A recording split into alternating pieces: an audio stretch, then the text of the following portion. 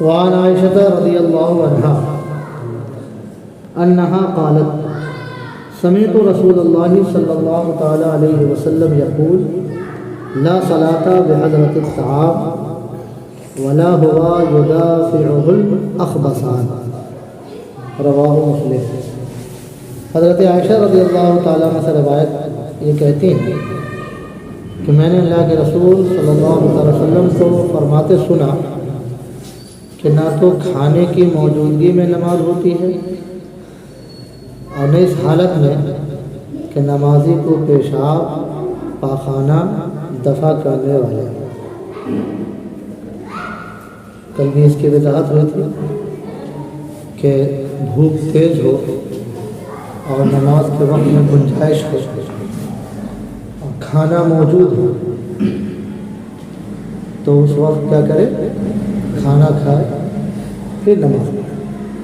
تھوڑا سا ابھی والا میں تھوڑا سا فرق ہے کہ اس میں صاف فرمایا گیا کہ نہ تو کھانے کی موجودگی میں نماز ہوتی ہے، یعنی نماز کامل نہیں ہوتی۔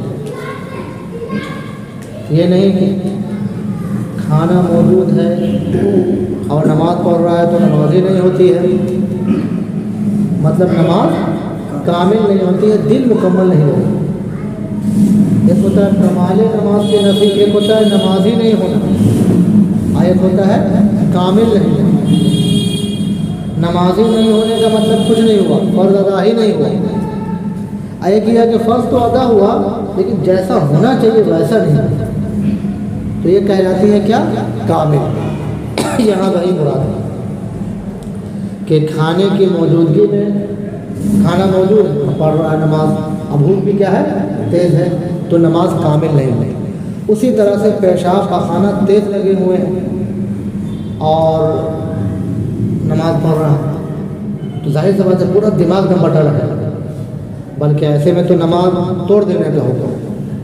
اگر نماز پڑھ رہا ہے پریشر بن گیا تو نماز توڑ کر کے وہ فارغ ہو۔ یہ مسئلہ ہے کہ نماز پڑھ رہا ہے، کیا ہو گیا؟ پریشر ایسا بن گیا کہ اپنا مطلب مسئلہ ہو ہی جائے گا، تو باضابطہ وہ نکل جائے اور فراغت حاصل کرے۔ تو اسی طرح سے نماز شروع ہونے سے پہلے ہی مان لیا دونوں دفع کر رہے ہیں، یعنی پریشر ڈال رہے ہیں، تو کیا کریں گے؟ ہاں، فارغ ہو جائیں گے پھر نماز پڑھیں گے۔ اسی کو اس حدیث شریف میں بیان فرمایا گیا۔ وعن ابی ہریرہ قال قال رسول اللہ صلی اللہ تعالی علیہ وسلم اذا اقیمت الصلاۃ فلا صلاۃ الا المکتوبہ۔ حضرت ابو ہریرہ رضی اللہ تعالیٰ عنہ سے روایت، انہوں نے کہا کہ اللہ کے رسول صلی اللہ علیہ وسلم نے فرمایا کہ جب نماز کی تکبیر ہو تو سوائے فرائض کے اور کوئی نماز نہیں، یعنی تکبیر نماز کے لیے تکبیر کہہ دی گئی۔ اقامت کو تکبیر کہتے ہیں، نماز میں اللہ کہہ دیا اس کو تکبیر بھی کہتے ہیں اور اقامت بھی کہتے ہیں۔ تو نماز کے لیے تکبیر کہہ دی گئی یعنی اقامت کہہ دی گئی، اب جو ہے وہاں سے متصل کوئی نماز نہیں سوائے اس نماز جو جماعت کے ساتھ پڑھی جائے فرض نماز، اس کے علاوہ اب کوئی نماز نہیں کہ اس سے متصل ہو کے نفل پڑھ رہے ہیں یا سنت پڑھ رہے ہیں یا اپنی فرض پڑھ رہے ہیں، ہے نا، سوائے صلاۃ مکتوبہ یعنی جو مقررہ فرض ہے جو پڑھی جا رہی ہے، اس کے علاوہ کوئی نماز نہیں ہے، بلکہ دوسری نماز پڑھنا علماء نے حرام رکھا کہ نماز اس سے متصل، خیال رکھیے گا، جماعت سے متصل۔ لیکن فجر کی سنتیں، اسی لیے فجر کی سنت کا مسئلہ یہ ہے کہ جماعت ہو رہی تو الگ سے سائڈ میں پڑھے، اس کے لیے بھی یہ نہیں کہ وہیں سائڈ میں شروع کر دیا، ہے نا، کہ جماعت سے متصل نہیں پڑھ رہا آپ کو، پڑھنا تو ہے سنت۔ اگر آپ کو اس وقت تک یقین ہو کہ ہم امام کو پا لیں گے، تشہد میں بھی پا لیں گے، تو مسئلہ فجر کا یہی ہے، خاص فجر کا مسئلہ، کیونکہ اس کی جو سنت ہے وہ قریب واجب ہے۔ فجر کی جو 2 رکعت سنت ہے وہ واجب کے قریب ہے، اس لیے اس کا حکم دوسری سنتوں سے زیادہ مؤکد ہے۔ اور سب سنت کسی بھی سنت کا معاملہ نہیں ہے کہ اگر جماعت ہو رہی ہے تو آپ کھڑے ہو کے پڑھو، چاہے ظہر ہو، جو بھی سنت ہو سوائے فجر۔ تو فجر میں بھی یہی معاملہ ہے کہ جماعت سے متصل نہیں پڑھنا ہے بلکہ کہیں سائڈ میں اس کو پڑھیں. یہاں تک کہ علماء نے فرمایا ہے کہ بڑا مفتی جو مرجع فتاوی ہو، جس کی طرف مفتی لوگ بھی رجوع کرتے ہیں، اتنا بڑا مفتی ہو گیا ہو تو اس پر سے سنت مؤکدہ جو ہے غیر مؤکدہ ہو جاتی ہے. اس کے حق اس پر سنت مؤکدہ نہیں رہتی. کیوں؟ کیونکہ افتاء کا کام یعنی لوگوں کو مسائل بتانا یہ اس سے زیادہ ہے. اس کے حق میں، سب کے حق میں نہیں، بڑے مفتی کے حق میں وہ سنت مؤکدہ کیا ہو جاتی ہیں؟ غیر مؤکدہ. غیر مؤکدہ کیسے ہے کہ پڑھیے گا تو سبحان اللہ ثواب، اور اگر چھوٹ گئی تو اس کا مواخذہ اس سے نہیں، اس کا مواخذہ نہیں ہے. تو وہی حق ہوتا ہے بڑا مفتی کا.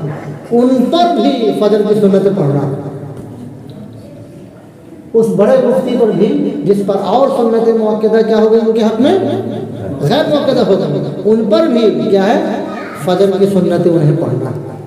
تو کوئی اتنا مؤکد. اس سے ایک اہم بات معلوم ہوئی کہ کچھ مسائل ایسے بھی ہیں جو فرق میں آ جاتے ہیں عوام میں اور علماء میں.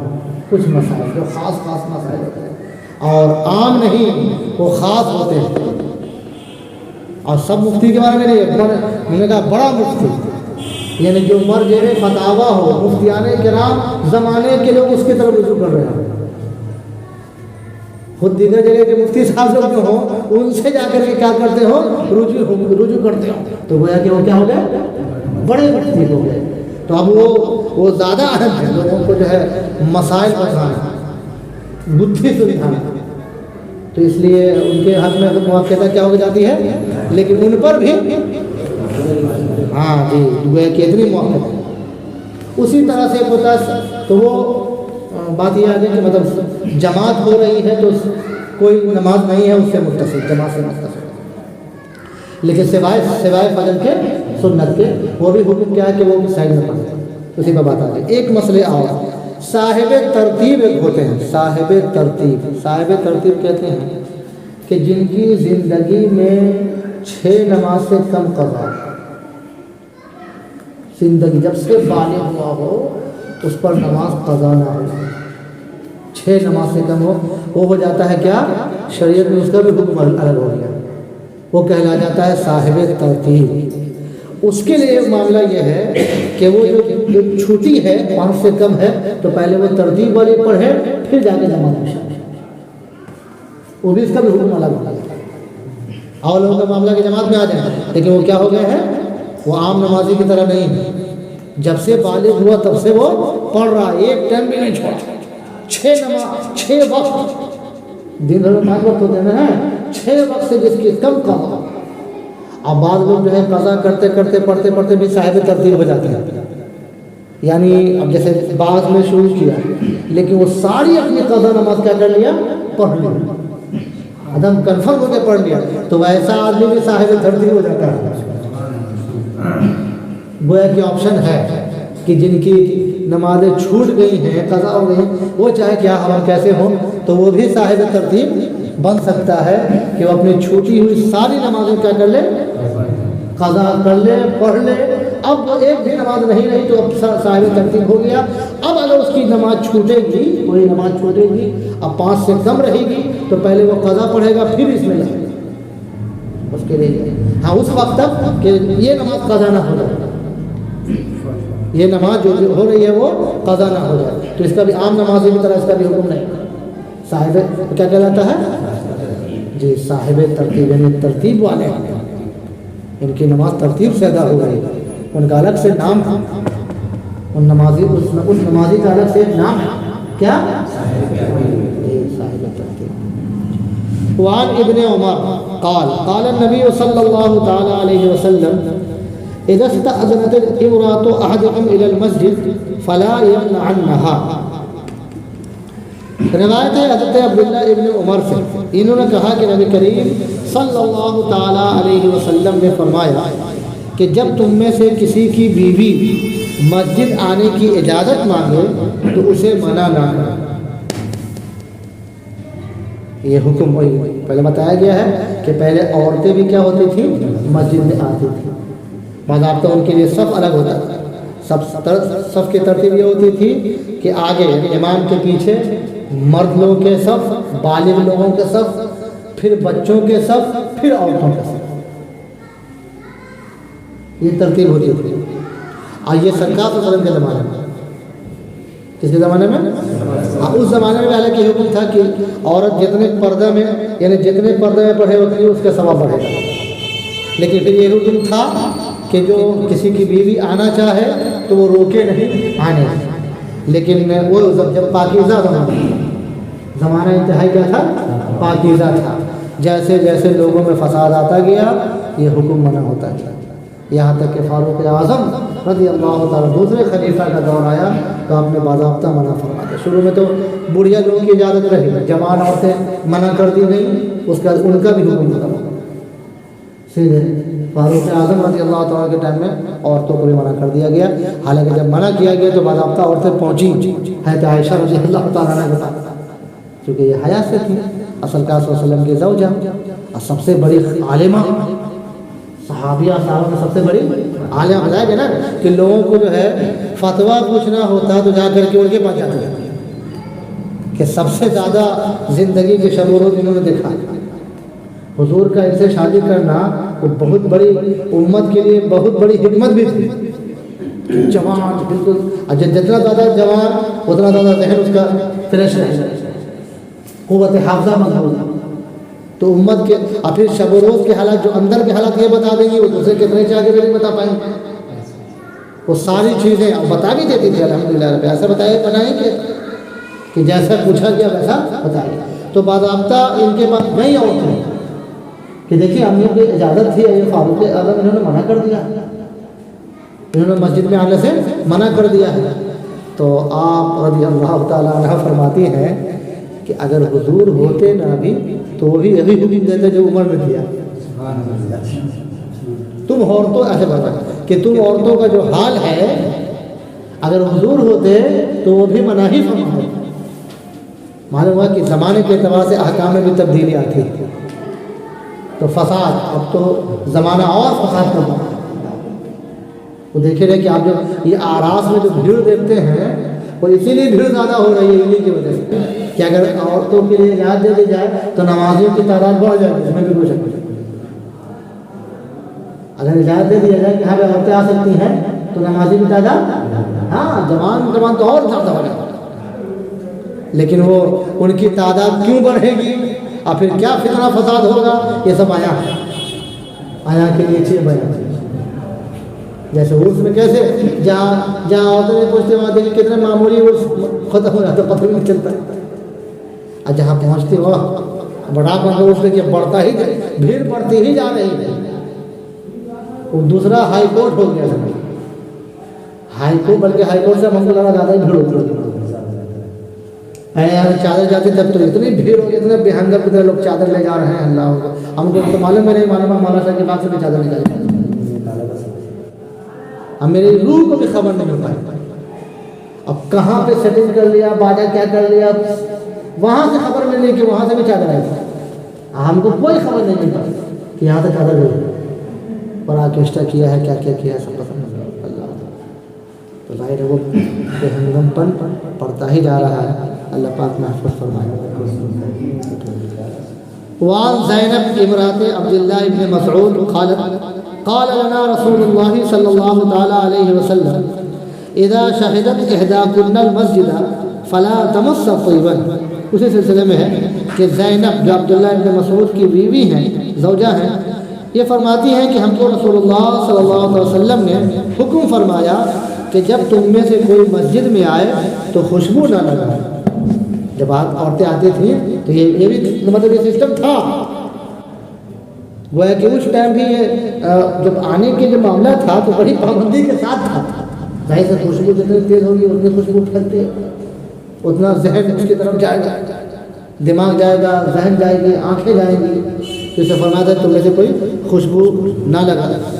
خوب برقع وغیرہ پہن کر یعنی خوبصورت برقع پہن کر نہ آئے. تو برقع میں بھی جو ہے وہ سمجھ لیے بس جو ہی ہے ایک سے برقع بھی نکلا ہوا ہے، اب ایسا نکلا ہوا ہے سمجھ لو تو مستقل تقریر ہے، ترجمہ وغیرہ کی تقریر ہے، پورا چپکا رہتا ہے مکمل، یعنی برقع میں ہو کر کے بھی وہ حجاب نہیں ہے پورے طور پر، وہ ساری چیزیں ایسے سمجھ میں آ رہی ہیں کہ کس کیٹیگری کی یہ ہوگی، کس ٹائپ کی ہوگی، تو برقع کا کام مطلب ہوگا، حجاب کا کوئی مطلب نہیں ہے۔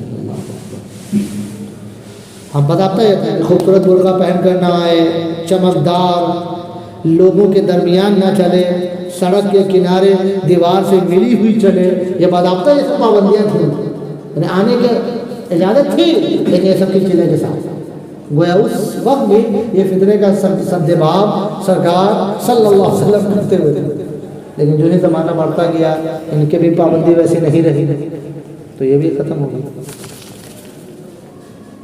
چلیے یہ دوسری بات ہے اس فصل کی آخری حدیث، وعن ابی ہریرہ قال قال رسول اللہ صلی اللہ تعالی علیہ وسلم ایما امرأة اصابت بخورا فلا تشهد معنی العشاء الآخرہ۔ روایت ہے ابو ہریرہ، حضرت ابو ہریرہ یہ فرماتے ہیں کہ فرمایا رسول اللہ صلی اللہ علیہ وسلم کہ جو عورت دھونی کی خوشبو لے وہ ہمارے ساتھ دوسری عشاء میں حاضر نہ ہو۔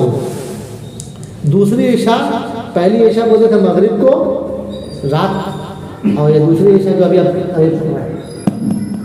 کیونکہ ظاہر سی بات ہے یہ اندھیرا ہوتا ہے، فساد کا خطرہ زیادہ، خوشبو پھیلے گی اس سے اور اس میں فساد کا خطرہ کیا ہے، جبکہ انتہائی پاکیزہ زمانہ ہے جناب،